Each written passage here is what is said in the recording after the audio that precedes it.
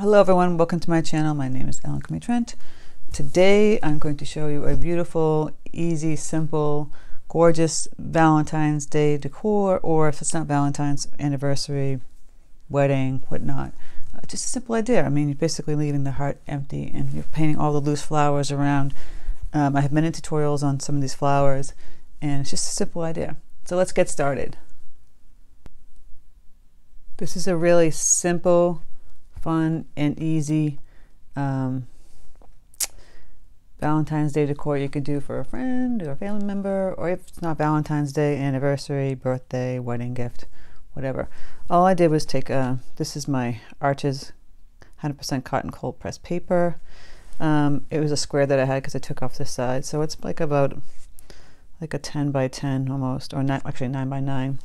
I drew a heart in the middle of this paper, which you can draw, and I've got my brushes and my paints, and this I'm going to use my new Medine watercolor palette that I showed in my new how to build a watercolor palette video, which you can see on my channel. So let's get started.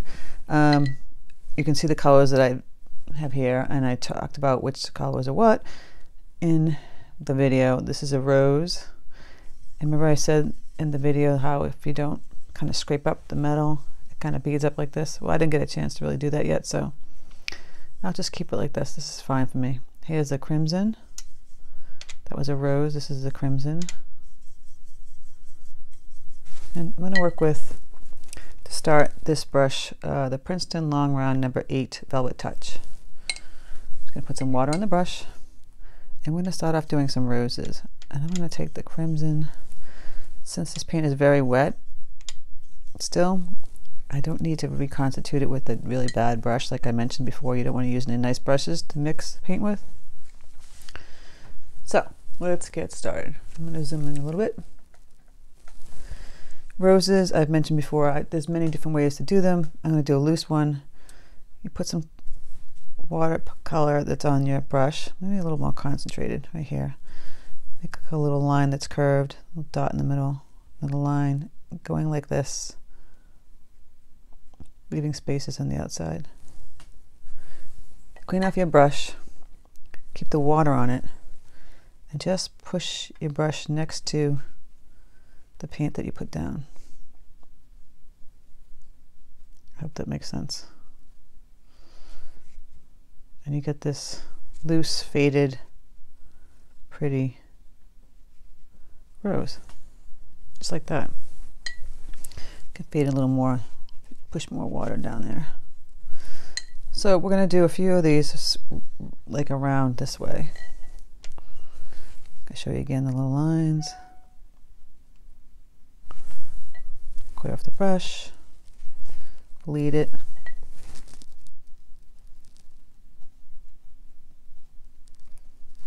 I'm going to move these around your heart.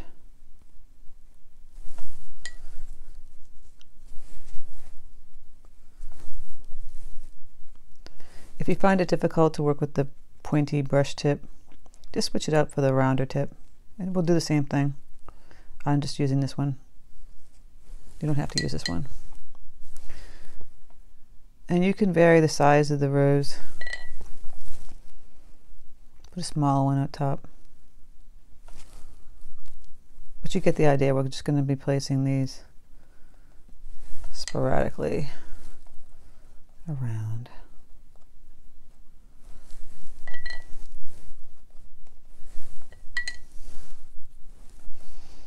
And little ones down here.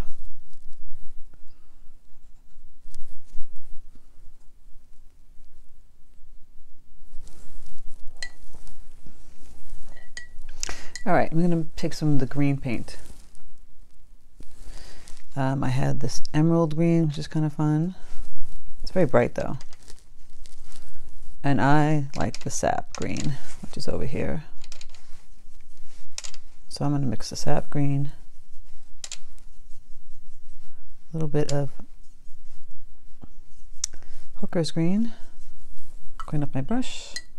And over here you can't see it, but I'm going to grab a little burnt umber and throw that in there. So it's now like a real olivey, deeper green. A little more sap green on this one. There we go. The consistency I like. Get that on the brush. I always dab the paper towel, just what I do.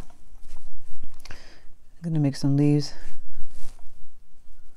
from this rose, and then some branches coming out of the rose, following the heart.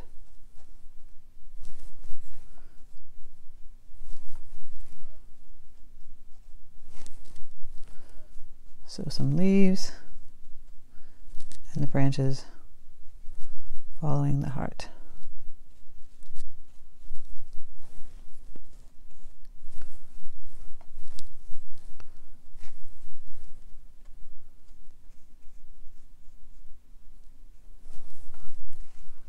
So like so, now you can really kind of see the heart.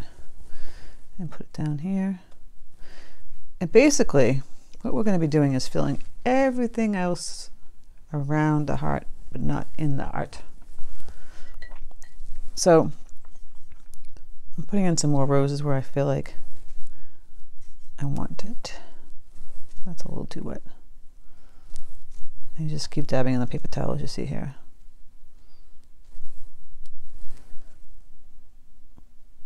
A little darker one, almost like a bud rose.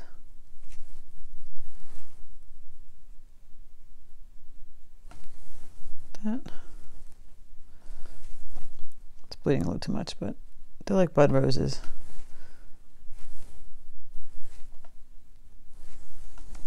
So you get the feel. So now we're just going to add a bunch of flowers all around the outside of it. And they can be pink or not pink. Purple. I have yet to try this purple dioxide, so let's get to it. It actually looks blue. So I don't know how they're calling it, violet. So I will have to add my rose. And now I get my purple. Grab some more of that rose. Clean up my brush. Grab that dioxide purple. Now it's purple. Look at that. Remember I said that if you mix this red hue with the blue, it's going to be like brown. It's not going to be pretty. You're not going to get that pretty purple. So you can put any kind of flower you want out here. Just put them all around.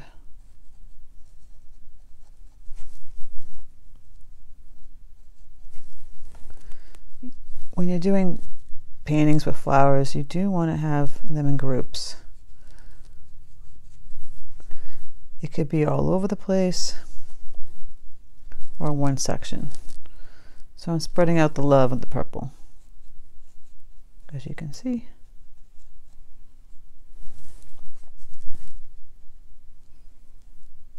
While it's still wet, like I mentioned many times, I will grab the deeper hue. Clean up the brush. So I mixed indigo with that purple.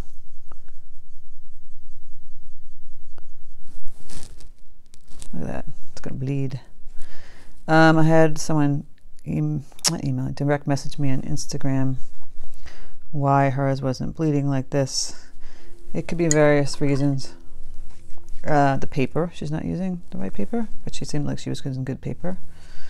The amount of water that it's bleeding onto, so if this is super wet, it's going to make that ugly bleed. So that might be an ugly bleed, but you can correct it just by moving it around like this, and then going back in and grabbing that deeper color and just hitting it on the edge like that. Not too much, because it's going to bleed out. Like this bled out a lot. You can go in and use your brush as a mop, like so. Gonna keep making that paint.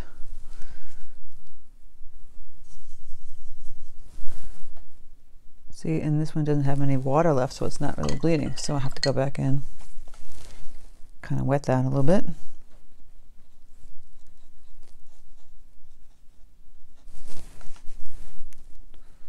And then grab the paint and just tab it just a little bit. Not too much. So it bled, not great, but not so bad. And I'll go in and do that.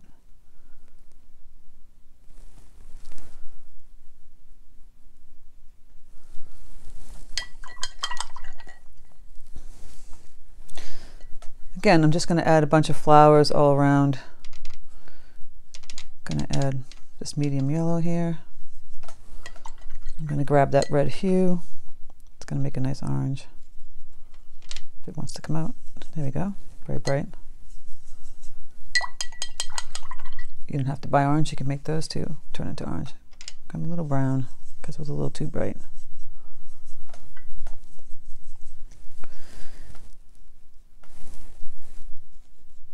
So I'm just making just simple flowers.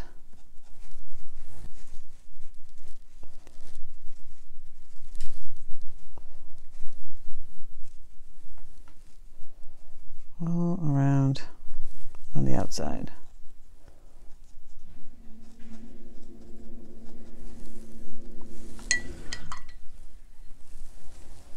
I'm going to change my brush now because I feel like the point is driving me crazy.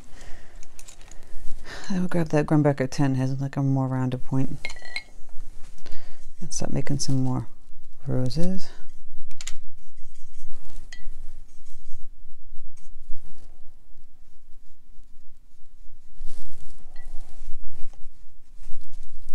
See, if you have the same type of brush, rounded, it still will do the same effect. You don't need a pointy brush.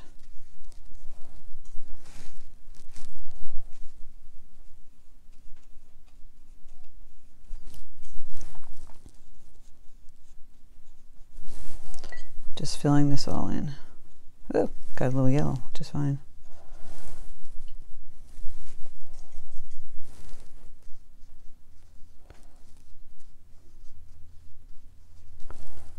Just trying to fill up this whole space.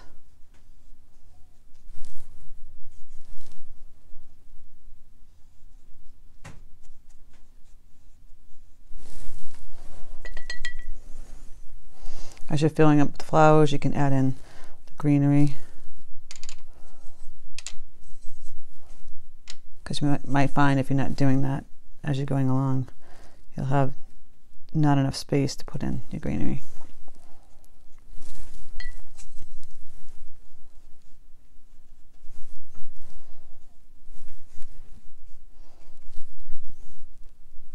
Put some darker leaves up here. The roses.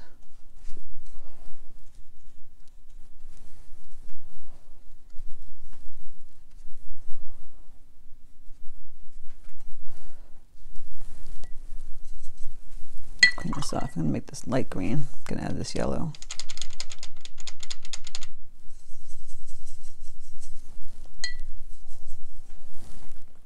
So you can add some stems. Just start to go to town with adding elements all on the outside. Fill it in all in. So I'm going to fast forward this with my time lapse as I'm going to paint it, but I'm going to do time lapse so you can see as I'm painting it, filling it in, just to give you an idea how it will look.